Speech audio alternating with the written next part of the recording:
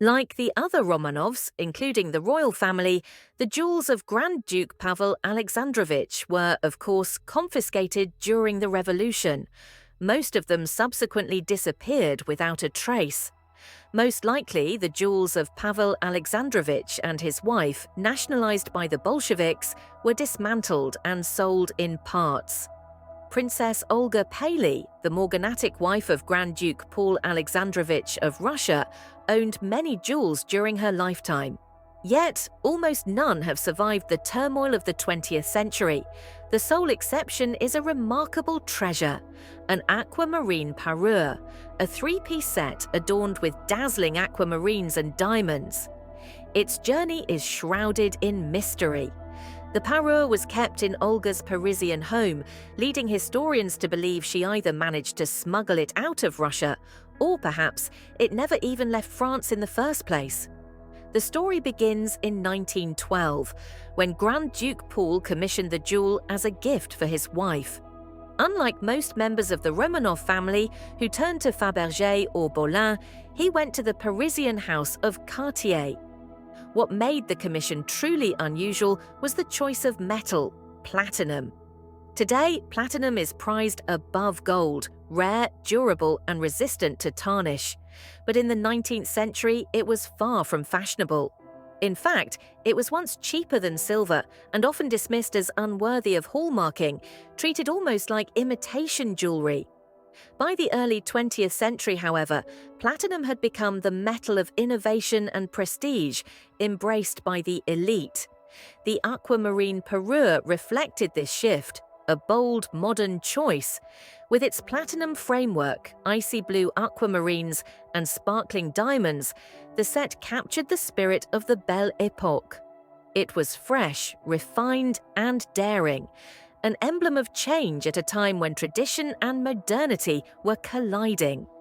Today, the aquamarine parure stands as one of the few surviving links to Princess Olga Paley and Grand Duke Paul. More than just a jewel, it is a relic of a vanished world, a reminder that even a choice of metal can tell a story of style, status, and transformation. The Faberge tiara of Catherine the Great. The story of this jewel reads like a historical novel, where diamonds travel across empires, revolutions, and royal marriages. Carl Faberge, the legendary Russian jeweler, is best remembered for his imperial eggs and exquisite objets d'art. Yet, from time to time, he was entrusted with far greater commissions: diadems, parures, necklaces. One such masterpiece has survived, a delicate diamond tiara whose history stretches back to Catherine the Great herself, from Catherine to Josephine. Among Catherine II's treasures were a set of magnificent pear-shaped diamonds. After her reign, they passed to Tsar Alexander I, who presented them to Josephine de Beauharnais, the former wife of Napoleon Bonaparte. Some believe it was a token of friendship. Others suggest it was payment for a collection of old master paintings, masterpieces that remain in the Hermitage Museum today. Either way, the Empress's diamonds crossed borders and entered French aristocratic circles. The Leuchtenberg connection: upon Josephine's death, the diamonds were inherited by her son, Eugène de Beauharnais, Duke of Leuchtenberg.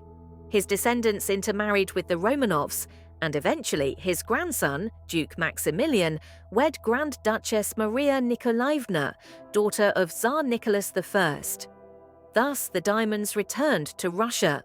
Later, their son, Duke George of Leuchtenberg, decided to transform the heirloom into a wedding gift for his bride, Princess Stana of Montenegro. In 1889, he entrusted the diamonds to Faberge, who crafted them into a refined yet radiant tiara. From Russia to Italy, though Stana eventually divorced George and remarried Grand Duke Nicholas Nikolaevich, the tiara remained with the Leuchtenbergs. After the First World War, it was sold to King Albert I of Belgium and later passed to his daughter, Queen Maria José of Italy, who treasured it until her death in 2001. Her daughter, Princess Maria Gabriella, sold the tiara in 2007. It was acquired by the McFerrin family, renowned American collectors of Faberge. Eventually, they donated it to the Houston Museum of Natural Science, where it remains today. A jewels journey from the court of Catherine the Great to the salons of Malmaison, from St. Petersburg's glittering balls to the Italian monarchy, and finally to a Texan museum.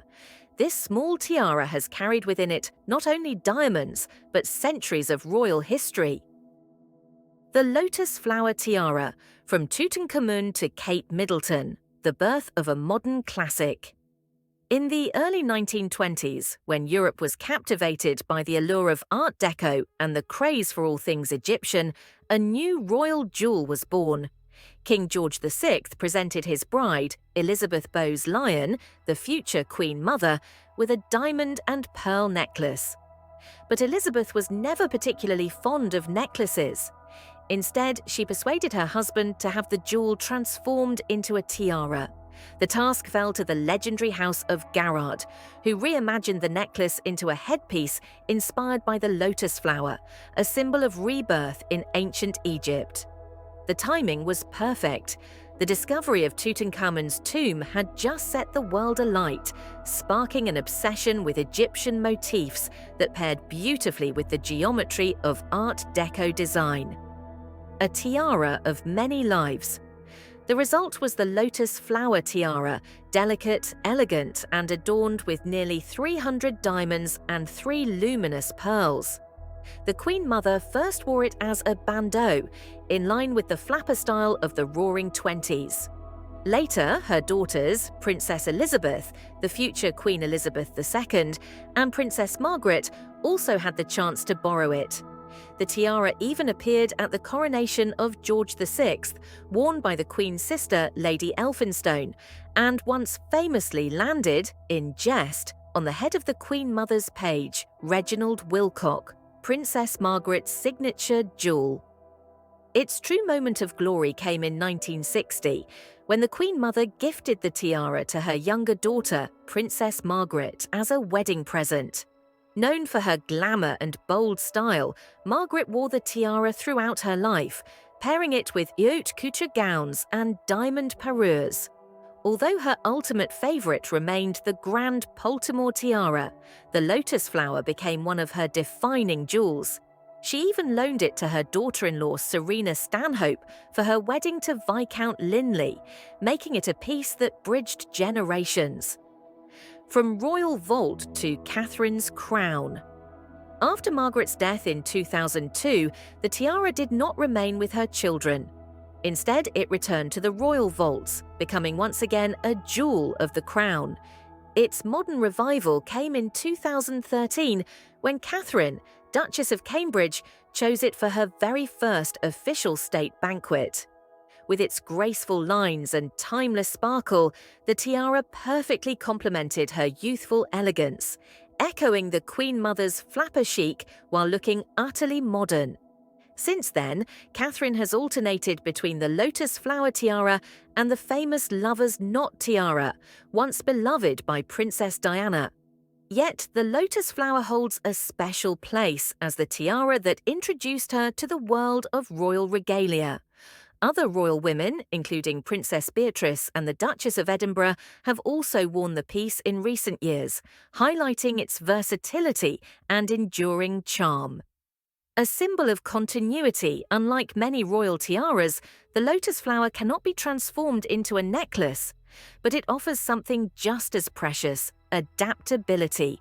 It can be styled as a bandeau, a diadem, or even a small crown, an ability that has ensured its relevance across an entire century of fashion.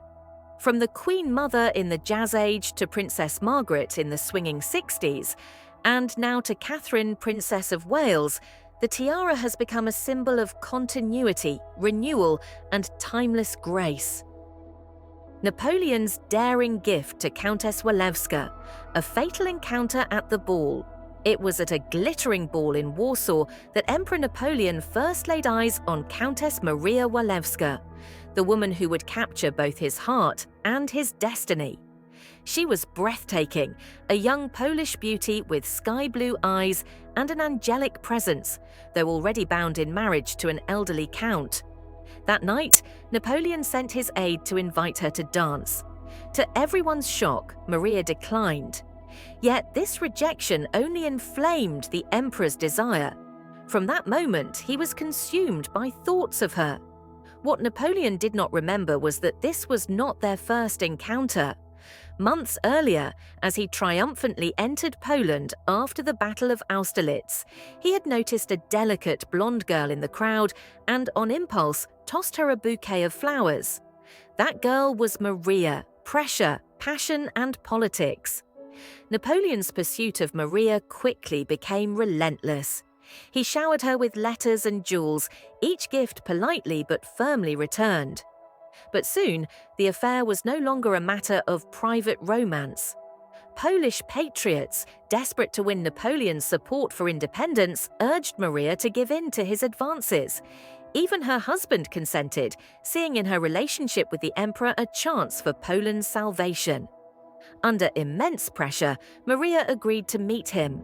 What began as a coerced liaison soon blossomed into genuine affection. Against all odds, she fell in love with the man who had conquered Europe. The brooch, a silent witness of love.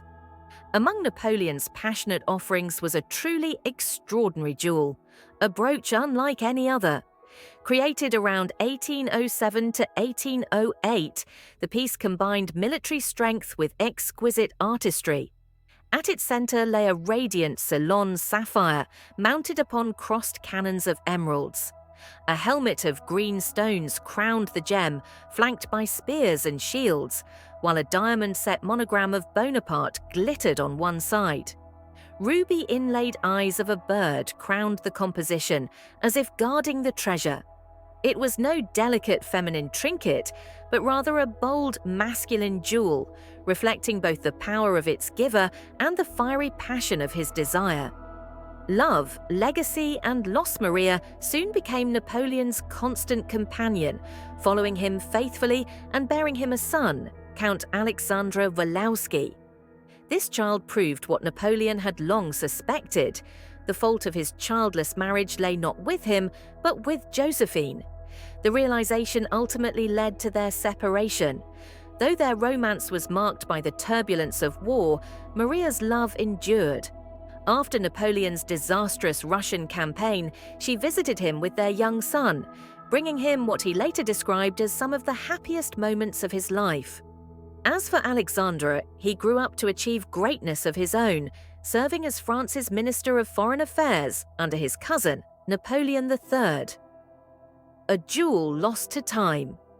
The fate of the brooch remains mysterious. It occasionally surfaces in whispers of auction houses, its dazzling sapphire and bold design leaving gemologists and historians alike breathless. One thing, however, is certain. It stands as a silent witness to one of the most passionate and politically charged love affairs of the 19th century. The astonishing Victorian necklace tiara of the Duchess of Roxburg. This jewel is not just an ornament, but a chronicle in diamonds, weaving together the glitter of high society, family legacy, and scandal. Created around 1890, the piece is a remarkable example of Victorian craftsmanship, a transformable jewel that can be worn as a tiara, a necklace, or even broken down into smaller ornaments. Inspired by some of the greatest royal diadems of its era, it combines diamond drops, heraldic lilies, scrolls, trefoils, and geometric patterns, giving it both grandeur and versatility. The tiara first belonged to Lady Margaret Primrose, daughter of the 5th Earl of Rosebery, Prime Minister under Queen Victoria. Through her marriage, it passed into the family of Lady Mary Crewe Milne, who in 1935 married the 9th Duke of Roxburg at Westminster Abbey. Even Queen Mary attended the wedding. Lady Mary wore the jewel during her glittering years at court, including the coronation of King George VI in 1937. But behind the sparkle lay turmoil. Her marriage ended in dramatic fashion. The Duke cut off electricity, gas, and water to force her from their castle, leading to what newspapers called a siege. The scandal ended in divorce, though Mary kept her beloved jewels until her death in 2014 at the age of 99. Her heir, broadcaster Bamber Gascoigne, sold the tiara at Sotheby's in 2015 for $850,000. In 2023, it resurfaced at Christie's, fetching over $1 million. The buyer remained anonymous. Thus, the Victorian necklace tiara, once a symbol of marital unions and aristocratic splendor, continues to shine as a timeless witness to history, love, and survival. Emeralds and Diamonds, the Royal Tiara of Queen Elena of Montenegro. This is not just the story of a tiara, it's a tale of love, sacrifice, and a queen who gave up her jewels to save her country. A queen in the shadow of Rasputin, Princess Elena of Montenegro was the sister of the infamous Milica and Stana, who introduced Grigory Rasputin to the Russian imperial court. Their reputation as schemers tainted Elena's image in Russia, where she and her husband, King Victor Emmanuel III of Italy, were mockingly nicknamed the Italian couple, beloved in Italy. In Italy, however, Elena was adored. With her elegance, compassion, and tireless charity work, she won the hearts of her people. Unlike her sisters, she stayed out of politics and devoted herself to her family and her nation. She met Victor Emmanuel at the coronation of Tsar Nicholas II in Moscow, and their instant connection soon turned into marriage. To wed him, Elena converted from Orthodoxy to Catholicism, a bold step at the time. Their marriage became one of the happiest royal unions of the era, producing several children and earning the admiration of contemporaries. The emerald tiara, among Elena's treasures, the most dazzling was her emerald tiara, a wedding gift from Victor Emmanuel. Crafted by Musée of Turin, it incorporated emeralds and diamonds once owned by his mother, Queen Margherita of Savoy, a woman famed for her passion for jewels and adventurous spirit. The tiara was ingeniously designed. Its emeralds could be swapped for diamonds and its spires removed for a more modest look. Later, Elena had it transformed into a towering diadem, a truly regal crown. The funny couple. Their wedding amused all of Europe. Elena was tall and statuesque, while Victor Emmanuel stood barely 153 centimeters. He wore platform shoes and tall hats to disguise his height, but the contrast only made them more memorable. In photos, they often posed sitting down or on horseback to minimize the difference. A sacrifice for her country. Elena loved her tiara and wore it often, even lending it to her sister-in-law on her wedding day. But after World War I, she sold it, along with all her jewels, to help pay Italy's war debts. Its fate remains unknown. Perhaps it was dismantled, perhaps it survives in a private collection. Either way, the emerald tiara of Queen Elena remains a glittering mystery, a silent witness to one of Europe's most remarkable queens. The Mellerio shell tiara, a jewel that survived exile and scandal. When we think of royal jewels, we imagine medieval crowns heavy with history, but in reality, few treasures of Europe's monarchies go back that far. Spain, with its dramatic past, offers a striking case. Compared to its neighbours, today's royal jewel box is surprisingly modest. Much of the blame lies with Queen Isabella II, who, while living in exile in Paris, sold off crown jewels with little hesitation to fund her lavish lifestyle. Yet not everything was lost.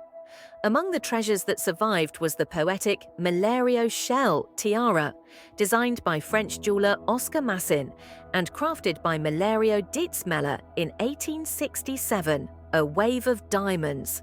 The tiara resembles both a seashell cradling a pearl and a cresting ocean wave, adorned with pear-shaped diamonds and pearls. At its center once hung a detachable diamond drop, like a droplet of water gliding down. First displayed at the Paris Exposition, it was soon purchased by Isabella II as a wedding gift for her daughter, Infanta Isabella, who married Prince Gaetano of Bourbon II Sicilies. The fate of La Chata. After the monarchy fell in 1931, the tiara was smuggled out of Spain sewn into a hat.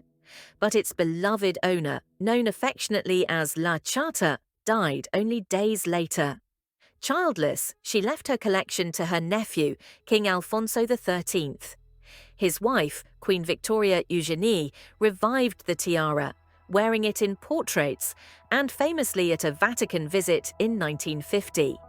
From Sofia to Letizia, the tiara then passed to Countess of Barcelona, Maria de las Mercedes, before becoming a signature piece of Princess Sofia of Greece, later Queen of Spain.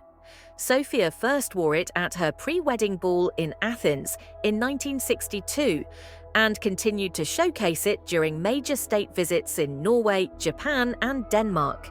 Even at the 1985 banquet for Crown Prince Akihito and Princess Michiko, it was the shell tiara that crowned Sofia. Though the Spanish royal jewel collection has grown, Queen Sofia has kept the tiara close. It has occasionally been loaned to her daughters Elena and Christina, as well as other family members. Queen Letizia herself has worn it only once, in 2007 at a banquet for the President of the Philippines. Thus, the Milerio shell tiara, a jewel that survived exile, loss and time, remains a glittering symbol of Spain's resilience and royal legacy. Olga Konstantinovna's emerald dowry. When Grand Duke Konstantin Nikolaivich's daughter, Olga Konstantinovna, married the future King George I of Greece, her father spared no expense on her dowry. While we may never know the full list of jewels she carried from Russia to Greece, some treasures have survived, and among them, one stands out above all. The legendary emeralds Olga received a set of extraordinary cabochon-cut emeralds, some round, others pear-shaped, each glowing with a deep green fire. She adored these gems, often pinning them to her gowns or weaving them into necklaces, turning them into emblems of her royal presence. After her death, the stones passed to her grandson George, who gifted them to his wife, Princess Elizabeth of Romania. For Elizabeth, it was perhaps the most magnificent present of her life. She decided these Russian emeralds deserved more than storage in a jewel box, the birth of a tiara.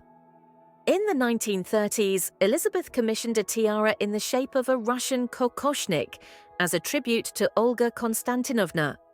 Around the luminous emeralds, jewelers set sparkling diamonds forming the letter E for Elizabeth herself.